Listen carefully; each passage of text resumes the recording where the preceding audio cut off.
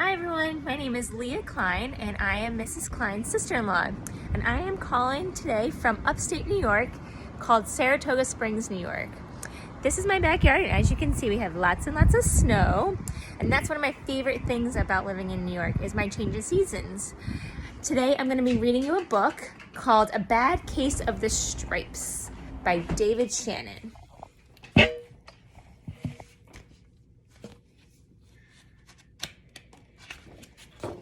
A Bad Case of the Stripes.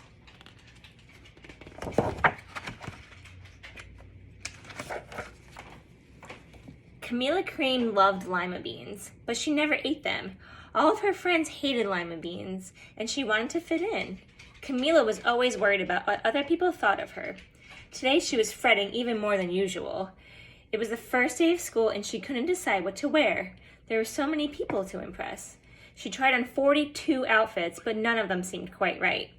She put on a pretty red dress and looked in the mirror, and then she screamed. Her mother ran into the room, and she screamed too. "Oh my heavens," she cried. "You're completely covered with stripes." This was certainly true. Camila was striped from her head to her toes. She looked like a rainbow. Mrs. Cream felt Camila's forehead. "Do you feel all right?" she asked. "I feel fine," Camila answered. "But just look at me."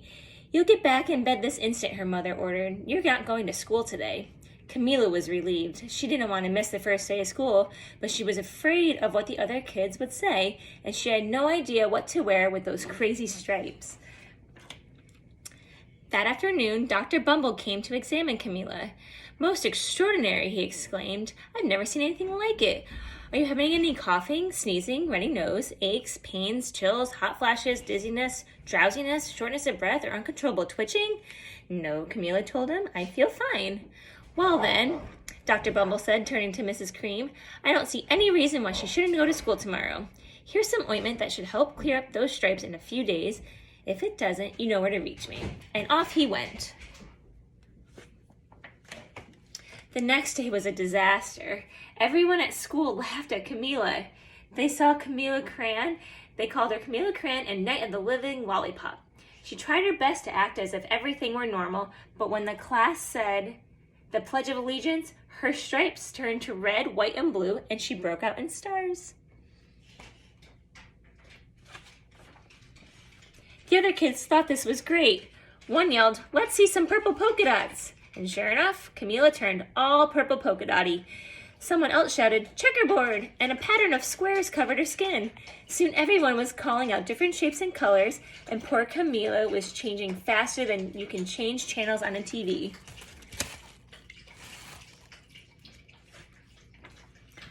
That night, Mr. Harms, the school principal, called.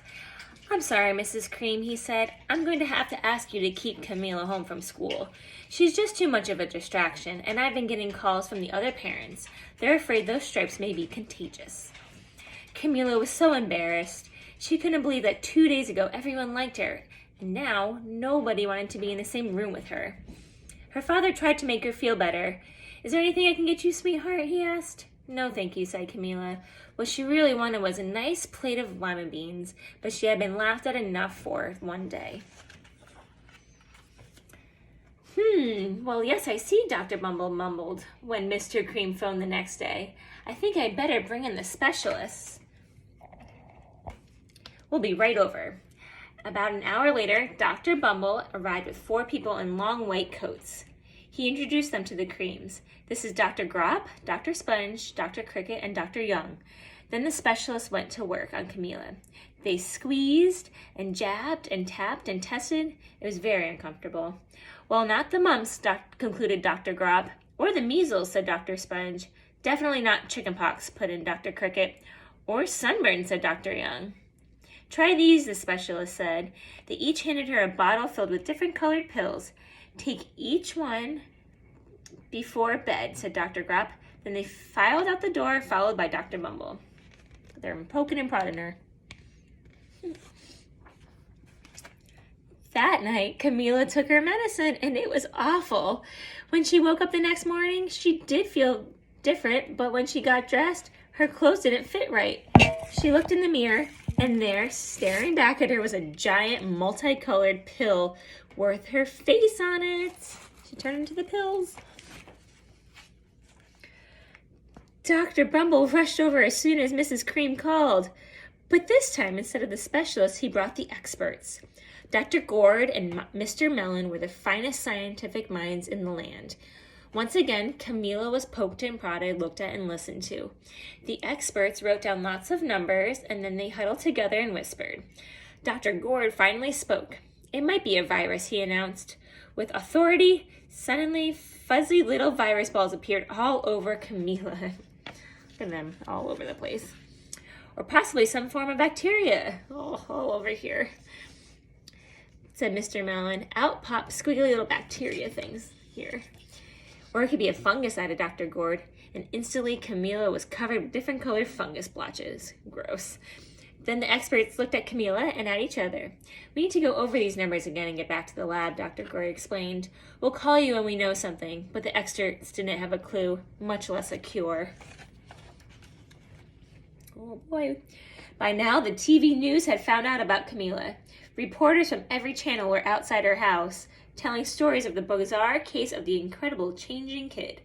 Soon a huge crowd was camped out in the front yard. All the TV reporters.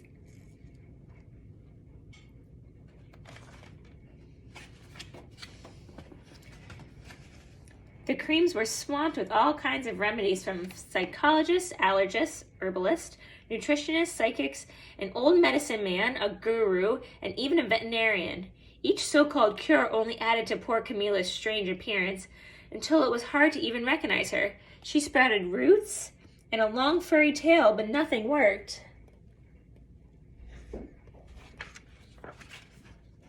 One day, a woman who called herself an environmental therapist claimed she could cure Camilla. Close your eyes, she said. Breathe deeply and become one with your room. I wish you hadn't said that, Camilla groaned. And slowly she started to melt into the walls of her room. Her bed became her mouth, and her nose was a dresser, and 2 paintings were her eyes. The therapist screamed and ran from the house. What are we going to do? Cried Mrs. Cream. It just keeps getting worse and worse, and she began to cry. Poor Mrs. Cream. Poor Camilla.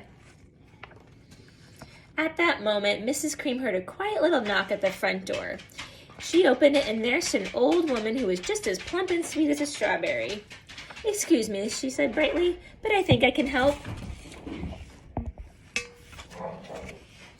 She went into Camilla's room and looked around. My goodness, she said with a shake of her head. What have we here is a bad case of the stripes, one of the worst I've ever seen.